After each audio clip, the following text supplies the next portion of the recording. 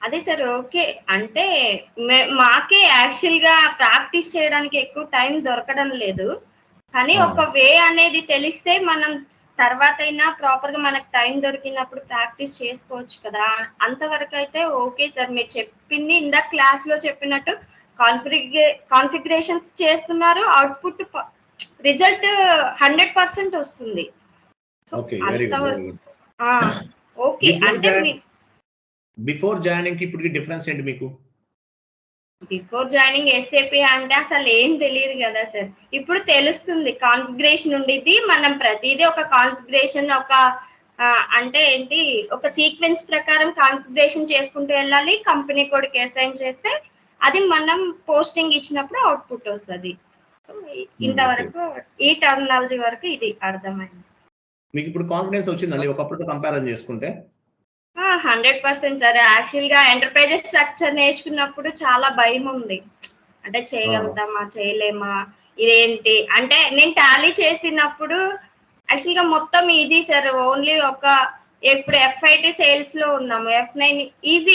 ఖాళీ ఒక్క button press చేస్తే ఈజీగా వర్క్ అయిపోతుంది.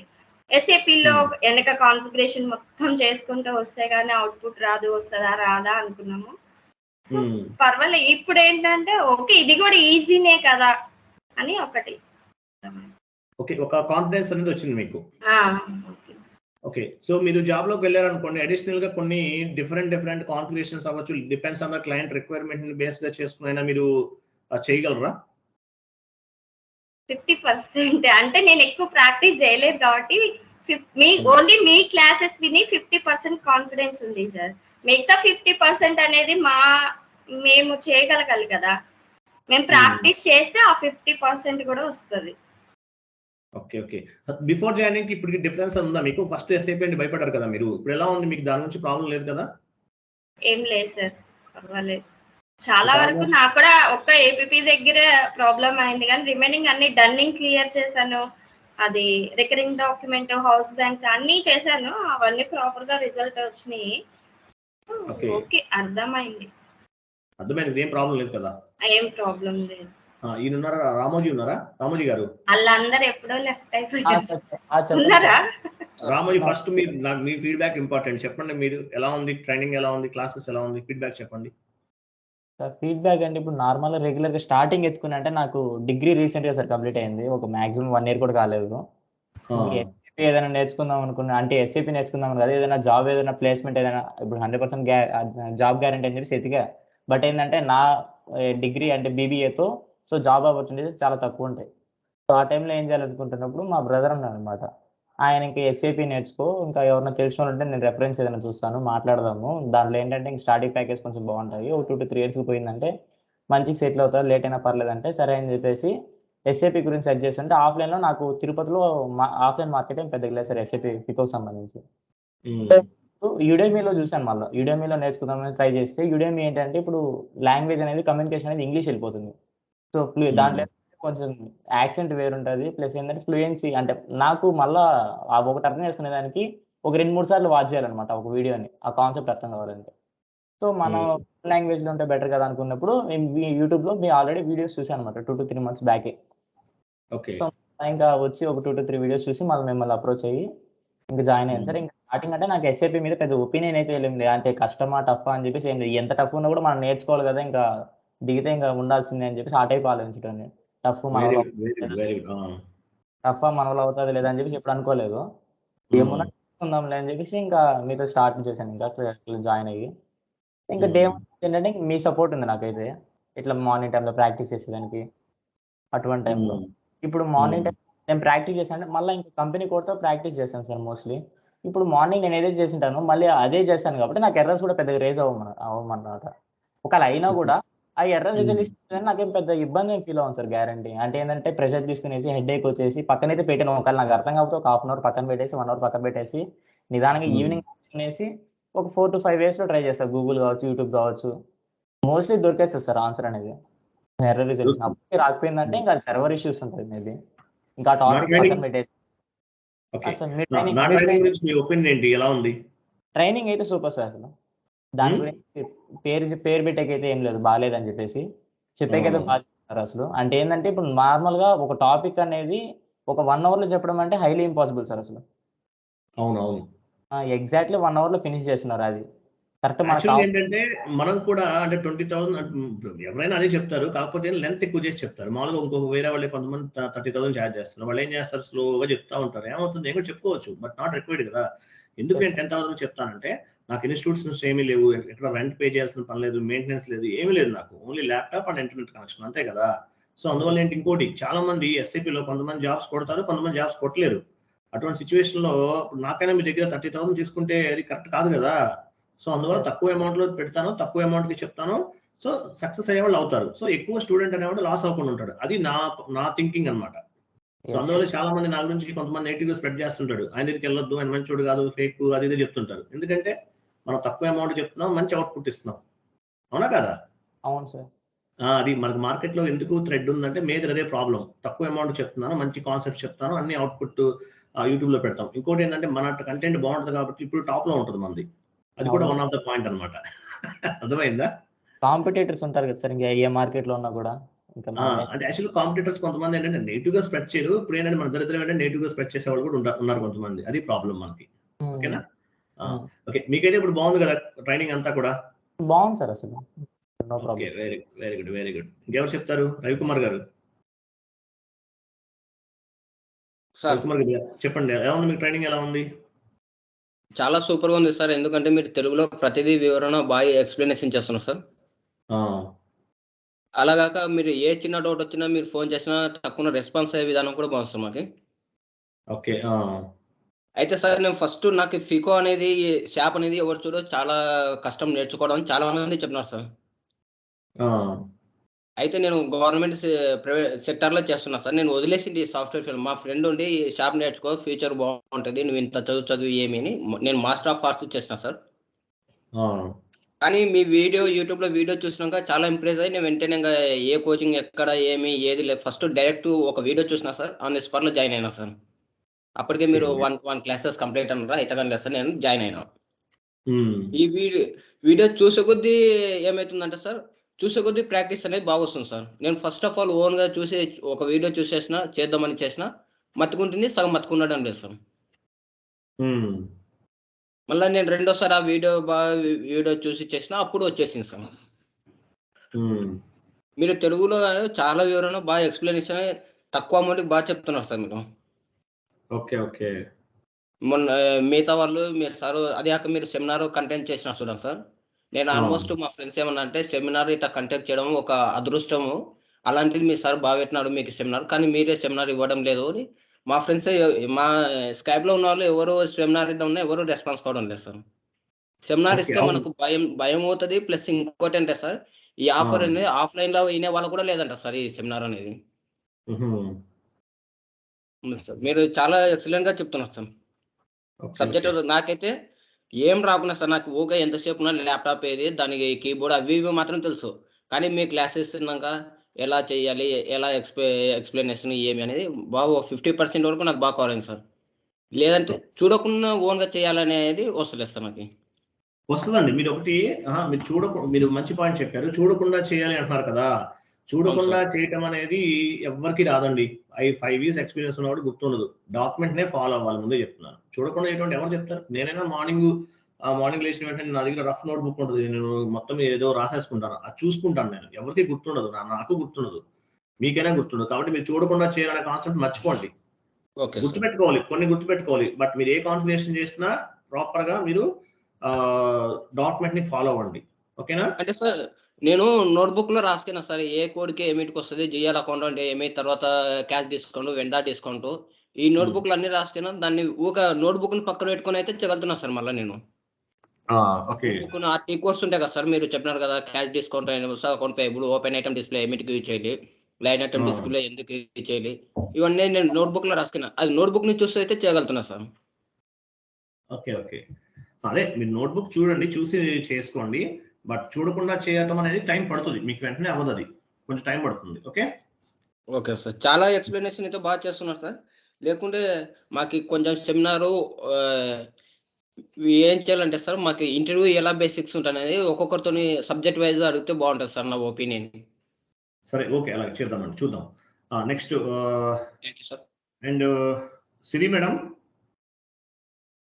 సార్ సిరి గారు సార్ నా వీడియోస్ ఎవరికన్నా షేర్ చేస్తున్నారా? సార్ నా వీడియోస్ ఎవరికన్నా మీరు షేర్ చేస్తున్నారా? ఏం లేదు సార్. ఎవరికి చేయలేదా? లేదు సార్. ఎందుకని చేయలేదు మీరు? ఏమన్నారు సార్? షేర్ చేస్తున్నారు అన్నారా? వీడియోస్ ఎవరైనా ఎస్ఐపి నేర్చుకుంటారంటే షేర్ చేస్తున్నారా మీరు? అట్లా అడుగుతున్నారా సార్? సార్ అంటే నాకు తెలిసిన వాళ్ళు ఎవరు ఎస్ఐపి నేర్చుకుంటారని అనలేదు. సో నేను ఎవరికి ఏం షేర్ చేయలేదు సార్. చెప్తే ఎవరైనా అంటే అసలు నేను స్పెషల్ గా ఎందుకు సార్, యూట్యూబ్ లో అన్ని ఉంటున్నాయి కదా సార్. వీడియో షేర్ చేయకూడదా? ఎట్లా చేస్తాం సార్? ఇది పర్సనల్ కదా. పర్సనల్ ఏం కాదు. మీరు ఎవరన్నా, మన స్టూడెంట్స్ అందరికీ చెప్తున్నాను, ఎవరన్నా నా వీడియో మీ ఫ్రెండ్ సర్కిల్లో, మీ రిలేషన్స్ లో మీరు ఆల్రెడీ నేర్చుకున్నారు కాబట్టి వీడియోస్ ఏమైనా ఉంటే కనుక ఎస్ఐపి క్లాసెస్ నేను ఏవైతే ఆర్డర్ ఇస్తున్నానో అది మీ ఫ్రెండ్స్ అందరికీ షేర్ చేసుకోండి. No issue. Okay okay sir. Okay, Ramoji గారు మీకు కూడా చెప్తాను, అందరికీ కూడా నా స్టూడెంట్స్ ఎవరైతే నా దగ్గర నేర్చుకున్నారో మీ ఫ్రెండ్ సర్కిల్, మీ రిలేషన్స్ ఎవరన్నా కనుక వీడియోస్ కావాలంటే సేమ్ లింక్స్ అన్ని ఫార్వర్డ్ చేసుకోండి. నేను ఏమీ అనుకోను. ఓకేనా? Okay sir. అంటే మీరు ఫార్వర్డ్ చేయమంటే ఎవరన్నా అడిగితే తప్పకుండా ఇవ్వండి, ఏం తప్పలేదు. ఎవరన్నా కావాలని నేర్చుకుంటారంటే కనుక ఇవ్వండి, నో ఇష్యూ. ఎందుకంటే ఒకటి ఇది సోషల్ మీడియా, ఎవరు ఆపలేరు. ఓకే, కాబట్టి మీ సర్కిల్లో, మీ రిలేషన్లో ఎవరికన్నా ఇవ్వాలంటే కనుక, కావాలంటే ఇవ్వండి. వాళ్ళు ప్రాపర్గా నేర్చుకునే వాళ్ళు ఉంటే, జెన్యున్ పీపుల్ అయితే కనుక ఇవ్వండి, తప్పలేదు. ఓకే. అండ్ సురేష్ యాదవ్ గారు సార్ చెప్పండి. హలో, ఎలా ఉంది సార్? మీకు ట్రైనింగ్ ఎలా ఉంది సార్? పర్లేదు సార్, నాకు బాగానే ఉంది. నేను ఫస్ట్ హలో చెప్పండి. ఫస్ట్ నేను యూట్యూబ్లో చూసాను సార్ అన్ని ఎస్ఏపి నేర్చుకోవడం ముందు. ఒకటి మీది కూడా ఇవి చూసాను, కంపేర్ చేశాను అన్ని. చూస్తే అన్ని అందరు చెప్పే సేమ్ కంటెంట్ సార్, బట్ ఏంటంటే దాంట్లో మీది నచ్చింది నాకు.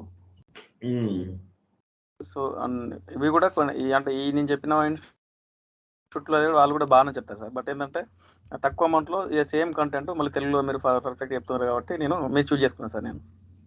Okay okay. తర్వాత ఈ జాయిన్ కావడం ముందే నేను ఏం చేసినంటే మీ దగ్గర బట్టి ఒక డెమో సర్వర్ తీసుకున్నాను సార్ నేను మామూలుగా. తీసుకుని మీ యూట్యూబ్ వీడియో చూస్తూ నేను దాంట్లో జిఎల్ అకౌంట్స్ క్రియేట్ వరకు నేను చేసిన. నేను ఎంటర్ప్రైజ్ స్ట్రక్చర్ ఒకటి ఉంది, జిఎల్ అకౌంట్ చేసిన తర్వాత ఓకే చేయగలుగుతామని నాకు అనిపించిన తర్వాత జాయిన్ అయినా సార్ మీ దాంట్లో నేను. Okay okay. సబ్జెక్ట్ అంతా మీకు అర్థమైంది కదా ఇప్పటి వరకు? సబ్జెక్ట్ అర్థమవుతుంది సార్, బట్ ఇప్పుడు ఈ మన ఎక్కడంటే ఈ డన్నింగ్ కా నుంచి కొంచెం కన్ఫ్యూజ్ అవుతున్నాయి సార్. ఎందుకంటే యాక్చువల్గా నాకు బీటెక్ సార్ నాది. ఇందులో కొన్ని కామర్స్ సంబంధించిన అసెట్స్ ఇట్లాంటివి కొన్ని ఉన్నాయి. మళ్ళీ ఒకటి ఏంటంటే కొంచెం ఎట్లా అంటే చూసినంతసేపు బాగానే అనిపిస్తుంది, కానీ మళ్ళీ క్లాస్ అయిపోయిన తర్వాత ఆఫ్టర్ క్లాస్ ఎట్లా ఉందంటే ఏదో జిగ్జాగ్ లాగా అనిపిస్తుంది. ఏది ఎట్లా స్టెప్ చేయాలి. మీరు ఒకటి గుర్తుపెట్టుకోండి, మీరు బీటెక్ బ్యాక్గ్రౌండ్ అనేది వదిలేయండి. మీకు విషయం చెప్తాను, లాజికల్గా చెప్తానండి. కామర్స్ వాళ్ళు ఎవరు ఫీల్ అవ్వదు, వాళ్ళు కామర్స్ బ్యాక్గ్రౌండ్ వాళ్ళు. కామర్స్ వాళ్ళకన్నా బీటెక్ వాళ్ళకే ఎస్ఐపి చాలా ఈజీ, తెలుసా మీకు ఆ విషయం? ఇక్కడ ఏంటంటే మీకు debit entries, credit entries, transactions కాదు ఇంపార్టెంట్. మేజర్ ఇక్కడ చేసేది కాన్ఫిగరేషన్స్. గుర్తుపెట్టుకోండి, మనం ఏం చేస్తున్నాము, ఒక ఎంట్రీ పోస్ట్ చేయడానికి కాన్ఫిగరేషన్స్ చేస్తున్నాం మేజర్గా. ఇది కాన్ఫిగరేషన్ పాయింట్ ఆఫ్ వ్యూలో థింక్ చేయాలి మీరు. ఎప్పుడు ఇది ఫైనాన్స్ రిలేటెడ్ అనుకోవద్దు మీరు, రిలేటెడే, బట్ కాకపోతే ఏంటి, ఓన్లీ ఫర్ అవుట్పుట్ అనమాట. సో మేజర్ ఇక్కడ ఏంటి, లాజికల్ థింకింగ్ వే ఉండాలి. మీకు జెన్యున్ గా చెప్పాలంటే కామర్స్ వాళ్ళకన్నా బీటెక్ చేసిన వాళ్ళు, కంప్యూటర్ సైన్స్ చేసి వచ్చిన వాళ్ళు, బిఎస్సి కంప్యూటర్స్ చేసిన వాళ్ళు మోర్ ఎలిజిబుల్ అనమాట ఎస్ఏపి ఎఫ్ఎస్సిఓకి.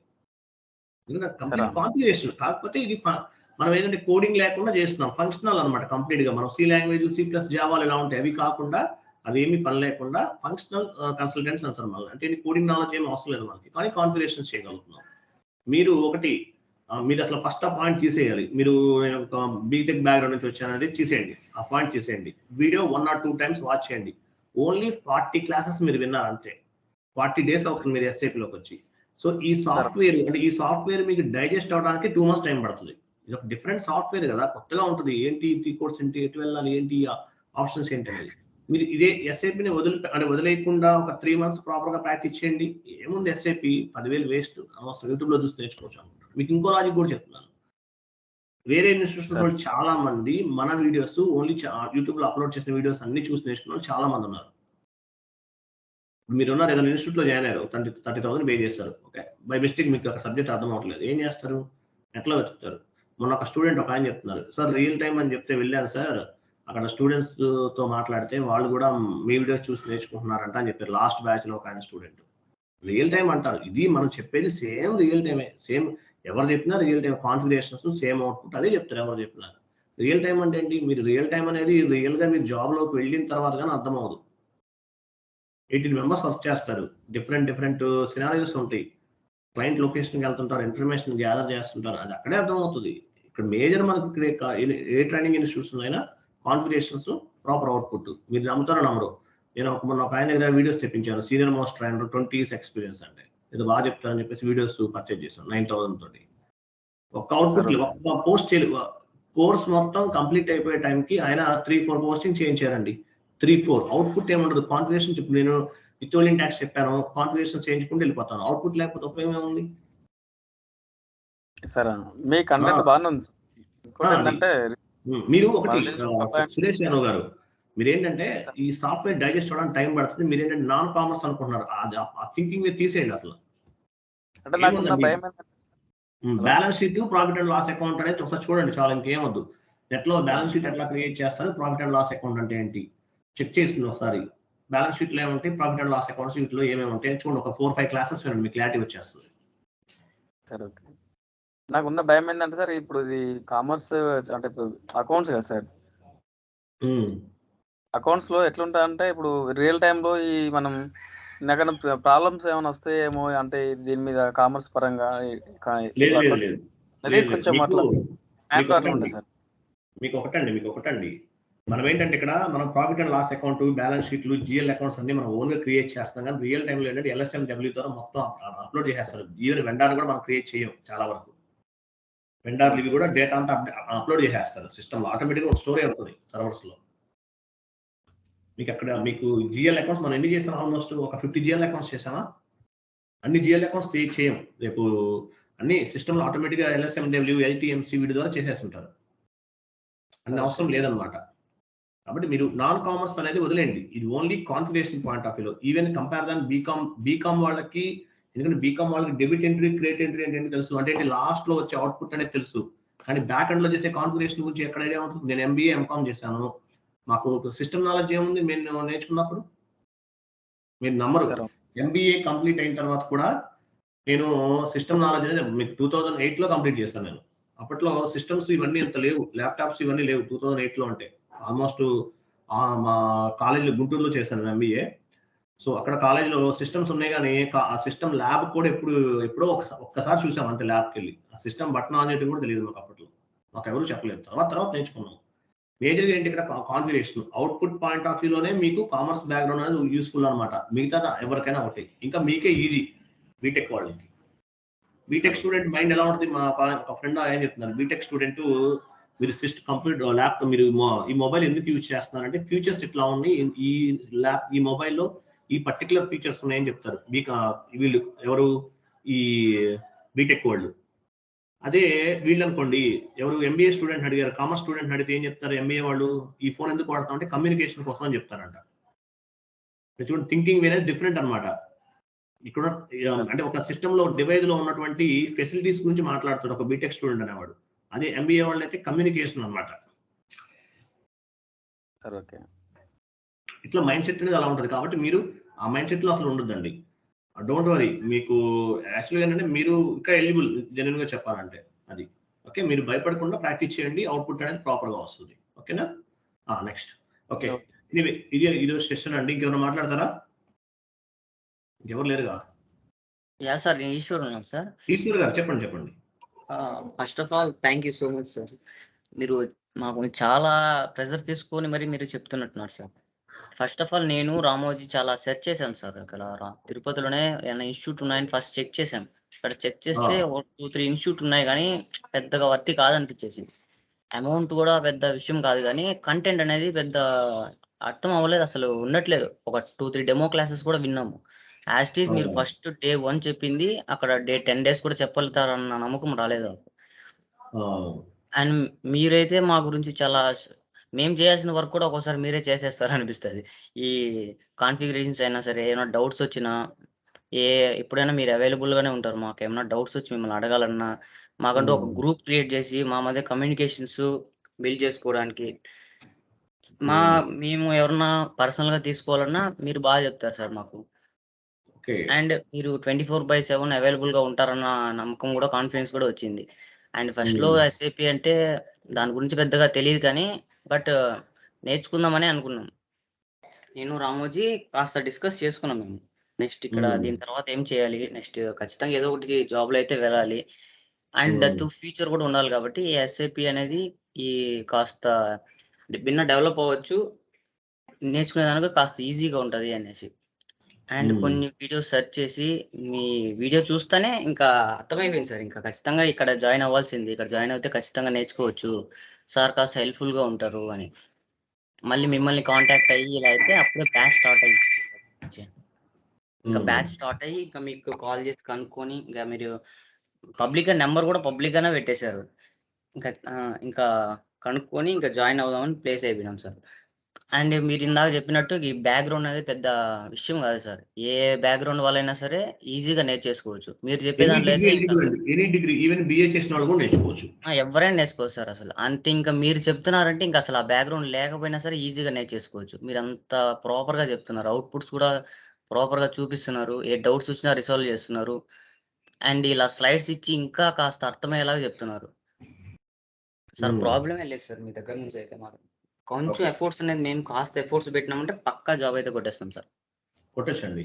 ఒకటండి మీకు ఒకటే చెప్తున్నాను, మనం చెప్పే కంటెంట్ కాకుండా ఇంకో విషయం కూడా చెప్తున్నానండి. మీరు జాబ్ కొట్టడంలో నా పర్ఫార్మెన్స్ ఎంతంటే ఓన్లీ 10%. గుర్తుపెట్టుకోండి, నేనేదో ఇంటెలిజెంట్ అని చెప్పను, నేను 10% మాత్రమే.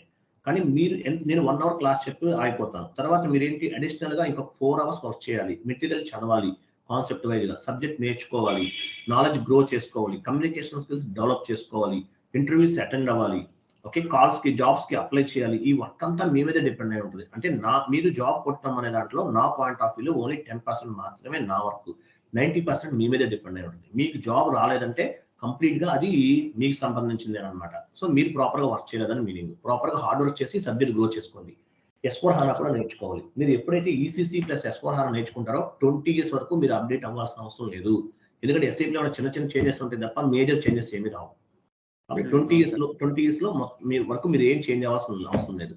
lakhs of rupees salaries అనమాట, lakhs of rupees salaries, మంచి పొజిషన్ లో ఉంటారు ముందు. కాబట్టి బీ కేర్ఫుల్. ఓకే, మంచి ఆపర్చునిటీ ఇది, మంచి ప్లాట్ఫామ్ ఇది. ఇంకోటి, మీరు ఎక్కువ అమౌంట్ పే చేయకుండా నా దగ్గర డైరెక్ట్ గా వచ్చి నేర్చుకోవడం కూడా one of the plus point. మీకు మనీ కూడా సేవ్ అయినట్టు. ఆన్లైన్ కన్నా ఆఫ్లైన్ కన్నా ఆన్లైన్ లోనే తక్కువ అమౌంట్ అయిపోతుంది. అవును సార్, ఒకవేళ మేము వేరే ఇన్స్టిట్యూట్కి వెళ్ళినా ఖచ్చితంగా లాస్ అయింటాం సార్. మినిమం 1 lakh అవుతుంది మీరు హైదరాబాద్ నేర్చుకుంటే. అవును సార్, ఈజీగా పోయింది సార్. మీ దగ్గర నుంచి వచ్చినా మాకు ఆ బెనిఫిట్ ఉంది. జస్ట్ మీలో ఇలా మాట్లాడుతున్నా కూడా మాకు బాగా అర్థమై మోటివేట్ కూడా బాగా చేస్తున్నారు సార్ మీరు. మేము చేయలేకపోయినా బ్యాక్ స్టెప్ వేస్తున్నా, మీరు బ్యాక్ స్టెప్ అయితే వేయద్దండి, నేను మీకు అంటే స్టెప్ హెల్ప్ చేస్తానన్న పాయింట్ ఆఫ్ వ్యూలోనే ఉన్నారు సార్ మీరు. Thank you sir. మీరు okay, anyway all the best each and everyone. Okay, thank you, bye. Good day sir. Hello, చెప్పండి ఎవరు సార్? యాక్చువల్ ఏంటంటే సార్, నేను ప్రెస్లో చేస్తాను సార్, నేను జర్నలిస్ట్గా. ఓకే, ఎక్కడండి? మాది తెలంగాణ సార్, మాది యాక్చువల్గా. ఓకే. అయితే ఇప్పుడు నా బీటెక్ తో పాటు ఏం చేశానంటే సార్, నేను ఇప్పుడు బీటెక్ తో జాయిన్ అయ్యాను దాంట్లో. సో తర్వాత అది BA జర్నలిజం ఉంటే బెటర్ గా అని చెప్పేసి డిస్టెన్స్ లో చేశాను, BA జర్నలిజం ఆల్సో. ఓకే. అదే నాది పాస్అవుట్ రీసెంట్ గా 21 పాస్అవుట్ ఉంటుంది సార్ నాది, BA జర్నలిజం. అయితే నేను ఈ బీటెక్ అనేది పెట్టకుండా నేను ఇప్పుడు 21 అంటే రీసెంట్ పాస్అవుట్ కిందకి వస్తాయి సార్. 1 or 2 years పెద్ద లెక్క కాదు కదా. మీరు ఎప్పుడు పాస్ అవుట్? ఇప్పుడు అది బీటెక్ సార్, బీటెక్ నాది 14 పాస్అవుట్ సార్. మీరు బీటెక్ మీద ట్రై చేయండి, ఇది వద్దు, BA పెట్టద్దు. 14 పాస్అవుట్ కదా సార్ బీటెక్, మరి బాగా గ్యాప్ వస్తుంది కదా సార్. అదేం కాదు, నేను చెప్తాను మీకు ఎలా పెట్టాలో. నేను చెప్తాను మీకు, రెజ్యూమ్ ప్రిపరేషన్ క్లాస్ ఉంటుంది సపరేట్ గా, రోజు చెప్తాను మీకు సార్. ఓకే, ఓకేనా? Okay sir. Okay, thank you అండి, bye, good day. Sir bye sir.